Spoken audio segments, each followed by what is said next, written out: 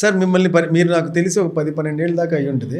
రెగ్యులర్గా పని చేయకపోయినా 1.5 పని చేస్తూనే ఉన్నాను. అప్పటి నుంచి ఒకటే స్టైల్ సార్, ఇది మీ ఫ్రెంచ్ బియర్డ్. అది మీకు ఏంటి, మీకు ఫేస్కి నప్పుతుందని పెట్టుకున్నారా, లేక దానికి ఏమైనా స్టోరీ ఉందా? ఇవి అంటే ఇప్పుడు మాస్టర్ అంటే ఒక ఐడెంటిఫై ఉండాలిగా.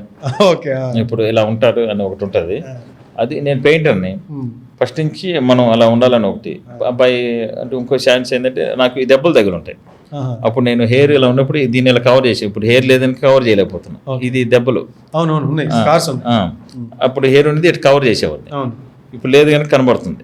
అలాగే ఐ ప్రాబ్లం ఉంది. ఐ ప్రాబ్లం ఇంకా స్పెర్స్.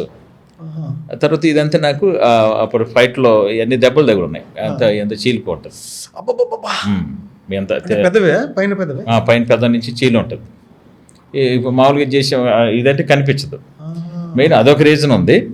ప్లస్ నేను జాషువా మాస్టర్ అంటే చూడంగానే ఇలా ఉండాలి అని ఒకటి ఉంటాయి కదా, అట్లా నేను ఆ స్వెట్స్, ఈ చిన్న కటింగ్, నాకు స్టైల్ అంటే ఎవరైనా చూస్తే, ఇప్పుడు నేను అమెరికాలో పోయినా ఎక్కడ పోయినా జాషువా మాస్టర్ అంటే ఇది ఈ గెటప్ ద్వారా గుర్తుపడతారు.